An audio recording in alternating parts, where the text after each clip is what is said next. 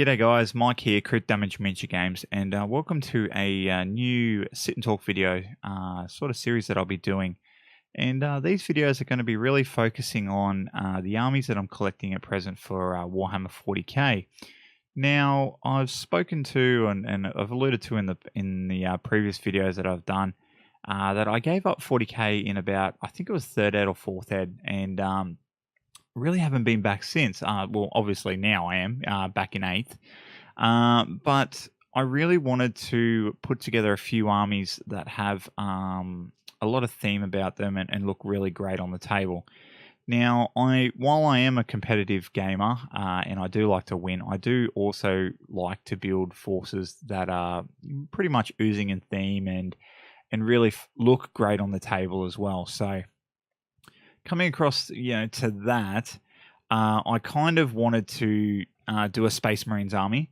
Now, I played Black Templars in 3rd and 4th edition, so I knew that the Black Templars were out, and I kind of wanted to do a force that was a little bit different. So I wanted to really stay away from the Codex Space Marines, different forces there, because for me, it's, I don't want to just pick a chapter, paint the whole chapter to look uniform and have my squads running around all looking the same other than the weapon loadouts, etc., which is very Black Templarish / Space Wolves of me. So that really led me to try and have a look at some of the non-codex Space Marines that have been sort of filled out in the with different codexes as well. So, I was having a look at not Black Templars, Blood Angels, Dark Angels, Deathwatch, and Space Wolves. And I really just had a look through them, read the fluff, had a look at the model range and what I was trying to achieve. And really, in the end, I settled on Space Wolves, which in a little bit sort of presented a challenge in itself. So, whereas as I said, the normal Space Marines and even across the the fleshed out other chapters have very uniform looking, at least shoulder pads and etc. to tie them in together. The Space Wolves throw this completely out the window.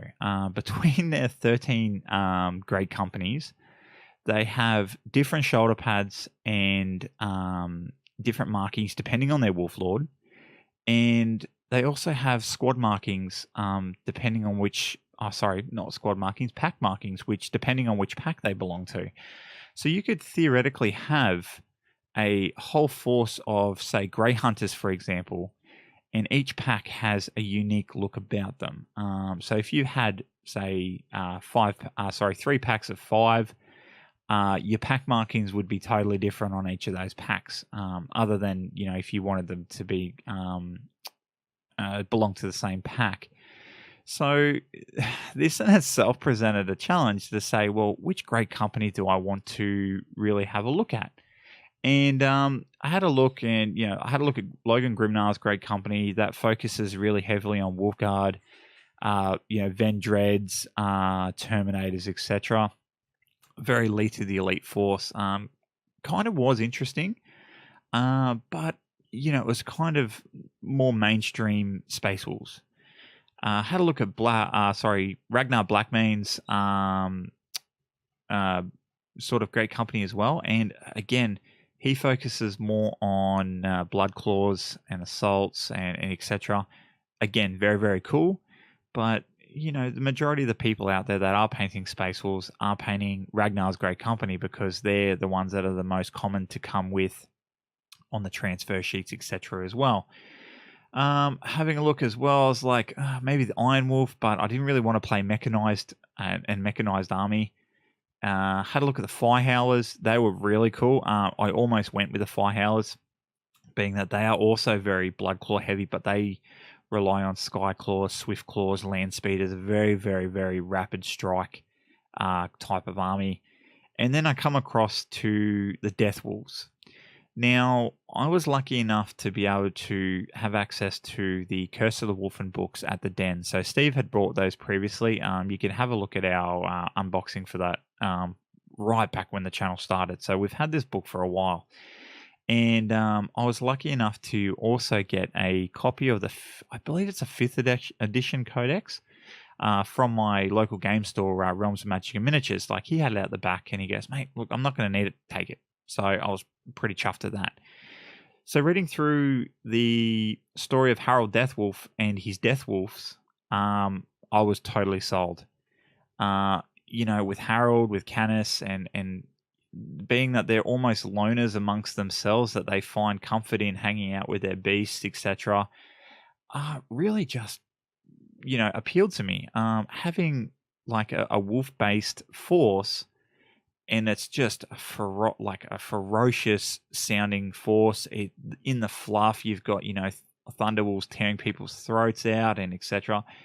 Really, really cool. So, bam, sold on the Deathwolves. So that then led to me trying to put together a sort of a basic force. And again, going back onto the Curse of the Wolfen book, I used the template force here is Strike Force White Stalker. Now, in the book here, it has obviously Harold Deathwolf and Canis, and then it goes down into listing the different squads and different makeups of this strike force, which in itself, while I'm going to loosely base it around this strike force, it gives me that flexibility to really do my own thing, to say, well, these are the squads and the squad names that were around at that time, and this is what I'm going to base my army off. But it also lets me add stuff on if I need to bring it up into the current period as well. So looking at it, it's got listed here 3 squads of 6 Thunderwolf cavalry, being the Riders of the Morkai, the Thunderclaws, and the Red Howl Hunters. Sorry. Now, again, with the pack markings, I kind of wanted to have a mixture of painted on pack markings, as well as having transfers. And the two that made that probably the most easiest and the easiest to do is having a squad of the Riders of the Morkai. Now, Wolfguard traditionally in Space Wolves have a black and yellow squad marking system. And the Riders of Morkai have a full black shoulder pad with a white triangle, which does represent the fangs of the Morkai as well. So, again, having the Riders of the Morkai with the Morkai fang, it kind of builds that theme. Really, really cool. So, one of my squads of Thunderwolves will be the Riders of Morkai in my force. Now, the other one is going to be the Red Howl Hunters. Now, this is purely simply for ease for myself. Now, I did pick up the custom transfer sheet from GW, the bigger Space Wolves one, which has a lot of the banners, etc.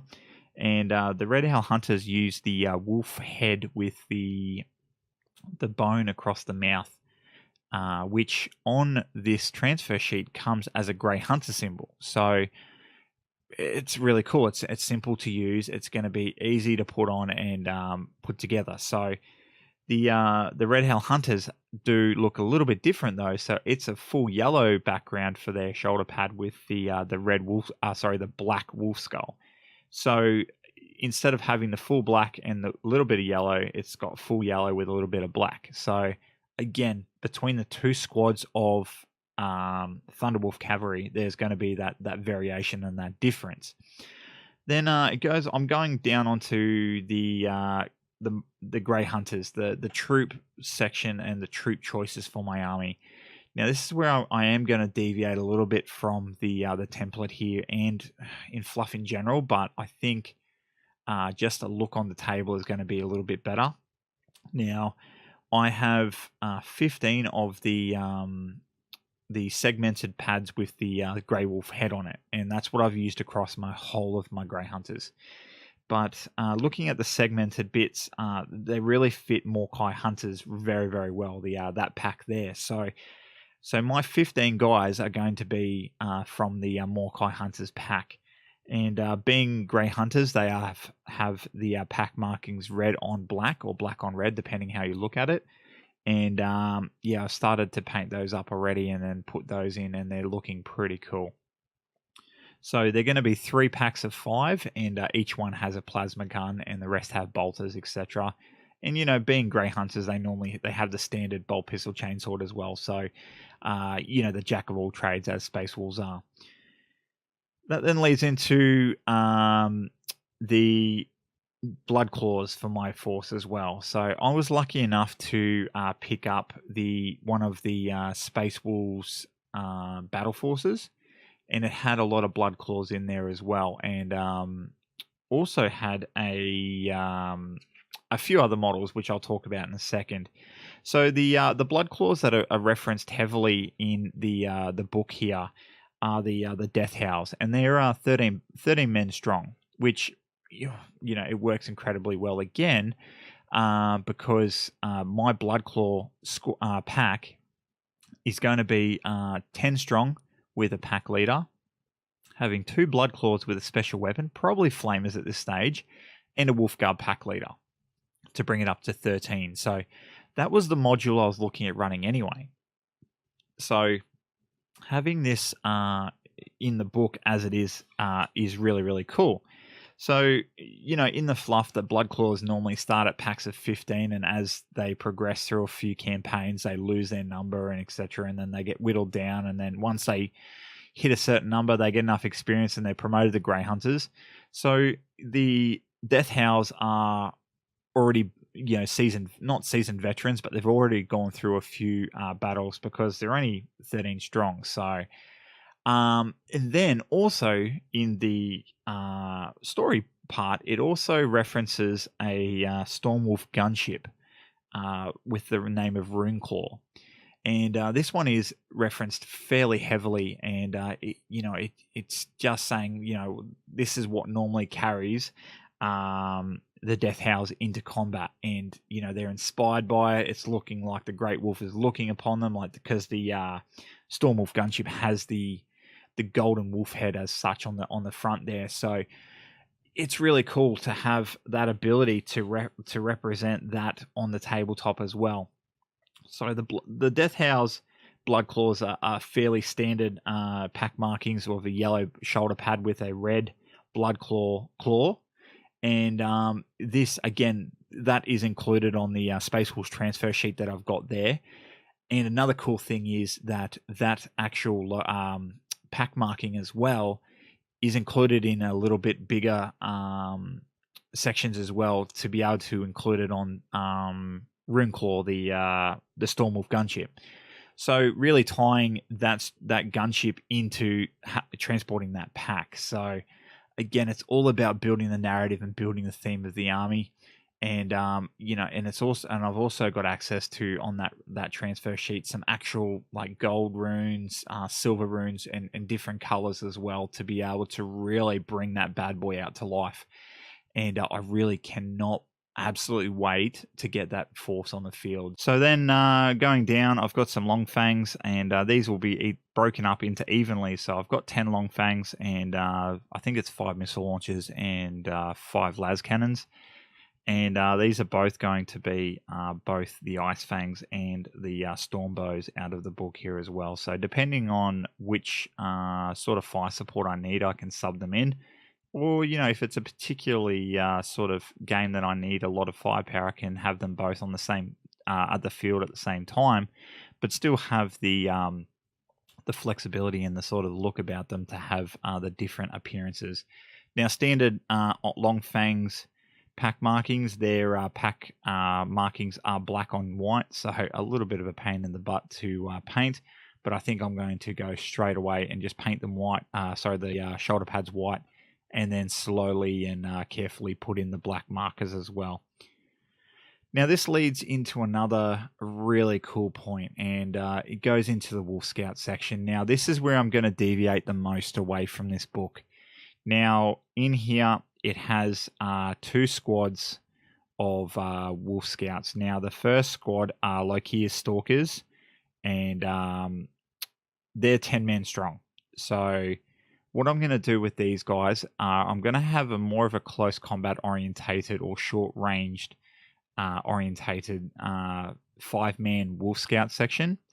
and you're going to have some shotguns and some close combat blades. Sorry, dyslexic there. And this is where I'm going to introduce the first part, and probably the only part for this force, of the new Primaris Space Marine range. So these guys are going to have 5 normal Wolf Scouts, and they're also going to have a pack of 5 Primaris Reavers. Now these guys, the Stalkers, the ones attached to the Stalkers, they're going to have the bolter carbines and the combat blades, and also grapnel launchers, just for the ease of moving around the battlefield. Now going across, we've also got the Cold Eyes, which are 6 Scouts strong, which works incredibly well. Again, it's kind of like I planned it without planning it. Is 6-man strong. So I do have a section of 5 Wolf Scout snipers and 1 missile launcher. So that will represent the 6 there. But I'm also going to include another 5-man pack of Primaris Reavers. But these guys are going to be just armed with the bolters and grav shoots. So they're really just mobile objective grabbers. Now, the problem is with this force here is that Wolf Scouts, unlike normal Space Marines, their scouts are actually classed as elites, so they don't have objectives secured. Sorry. Where this can be a problem sometimes, I think for the purpose of the army, it's going to be a minor issue. So I just kind of wanted to include some of the Primaris range into the force, but I didn't really like any of the intercessors, the aggressors, or the inceptors. Really, don't really fit the theme of what I'm after. And I think the Deathwolves, being the greatest hunters and trackers amongst the great companies and pretty much in the galaxy, I think the Primaris Reavers really fit well into the theme that I'm looking for. So going on to after that, that will be the elite section. So depending on what I need during the games and sort of what I need for the forces will be, depending on what Wolf Scouts get a run or Primaris Reavers get a run. But I'm also going to have a pack of 10 Fenrisian Wolves as well, and I've also got 2 Cyber Wolves. So this lets me be able to use the fast attack slot, but being able to break up the 2 wolf packs into packs of 5 being led by a cyber wolf, or ultimately in the end I can have a pack of 10 being led by 1 or 2 cyber wolves. So these guys synergize very well with Harold Deathwolf and Canis, them both. I think Canis gives them the extra attack and the rerolls to wound, and Harold actually gives them the rerolls to hit. So even between Harold and Canis there's very little overlap in special rules. So yeah, so that's what my Deathwolf force is going to be compromised of at the start. And I do have obviously a Dreadnought as well, and I've got 2 Dreadnoughts, so I'm kind of leaning away from the ones provided in the book, because they do have a Venerable Dreadnought with a plasma cannon and a Venerable Dreadnought with a Hellfrost cannon. I do love the Hellfrost cannon, and I really want to try a Gun Dread with Hellfrost and missile launcher, but I also do want to have a Venerable Dread with the axe and shield as well, because I just think that would look pretty cool, and try and paint up the Deathwolf company logo on that shield as well would be pretty amazing. So, but guys, look, thank you very much for joining me today. Look, and let me know what you think. Let me know if you think I'm on the right track with this the theme of the army. As I said, it's going to be pretty Thunderwolf sort of Fenrisian Wolves heavy, but it's also going to have those elements that would still be current in a great company as well. And let me know if there is any other sort of forces you'd like to see added to this. I have been, sort of tempted by actual Wolfen as well, and it would fit sort of the theme provided by the book as well, but I kind of want to see where they go with it, because they are a very out there looking model, and it would take them a lot to kind of fit in, and I'm not too sure whether or not they do fit into the look of the Deathwolves themselves. But yeah, as I said, let us know what you think of the force and the breakdown. What I'm going to do is, as I go through and build some lists, I'll also post them up and have a chat about them. But you can kind of see the basic force that I'm looking at is 4 heroes on the Thunderwolves, having at least 2 squads of 4, maybe 2 squads of 5 Thunderwolf cavalry, having 3 5-man Grey Hunter squads and a 13-man Bloodclaw squad. Going across as well, having 2 squads of Long Fangs, and the four packs of different Wolf Scouts, being between the normal Wolf Scouts and the Primaris Reavers, and then having attached to the Blood Claws, having Rune Claw, the Stormwolf gunship as well. And I think that would wrap up. Oh, sorry, and Phoenician Wolves as well, and with the Cyber Wolves. But I think as a force and as a themey army, I think that would be where I want to stay, where I want to sit. If I do add a Rune Priest, an Iron Priest, and a couple of Dreadnoughts, that should provide me with a well-rounded force that's pretty infantry heavy. Now, I do have the capability to have a Land Raider, a couple of Razorbacks as well. So I actually might chuck those in just for a little bit of support and the list flexibility if required as well. But I got to try and find out how to make some of these Deathwolf logos. I think I might send away for some custom decals to be made as well. So, but yeah, let us know what you think, guys, and let us know what you think of the video as it stands here. As I said, I don't mind sitting down and having a bit of a chat about these armies, because they really are a labour of love for me, and I do want them to sort of look the part on the table, as well as performing pretty well and be exciting to see in the battle reports.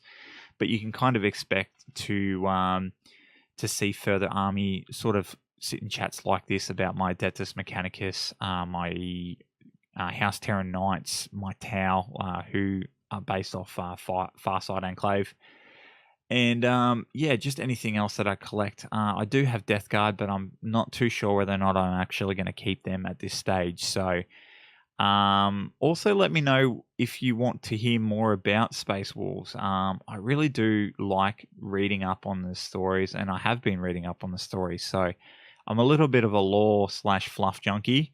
So if you want me to talk about the backgrounds and the different units of Space Wolves or any other force in the Imperium or Xenos, I really don't care.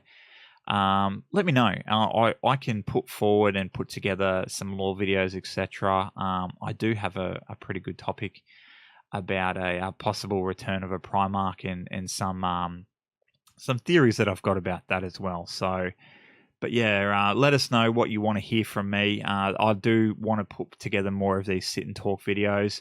As always, guys, if you do like what we do, there's going to be a link up to the top here to our Patreon page. Get on there and support us. The patrons sort of make these videos possible as well. So just the times to conduct these videos and edit them and upload them, there's just all the costs involved, and the patrons help offset that. So while the channel is a labour of love, it certainly helps when other people get behind us and support us as well. But thanks, guys, for joining me tonight for the this sit and chat. As I said, I'll gauge off interest to see whether or not how many of these I put out, and sort of the topics that you guys want me to cover. But I really do want to kind of break down a lot of these lists and why I'm choosing different models. I cop a little bit of flack for some people going, oh, why do you choose from a Adeptus Mechanicus point of view, why do you choose the Castellan robots with the fists and the Phosphor Blasters instead of just having the 3 Phosphor Blasters? Why do you run Tech Priest Dominus and blah, blah, blah? It's good to sit here and talk and really show exactly what my theories are behind the list creation, and really just the theme I'm looking for in armies in general. So, but as always, guys, thank you very much for joining us today. And if there are any further questions or you want some stuff clarified, just leave them down in the comments below. Make sure you like, comment, and subscribe, and yeah, feel free to share the video around. I'll do my best to try and get the word out there as well. But any assistance you can provide me in that as well would be much appreciated. All right, guys, thanks very much, and we'll catch you for the next one.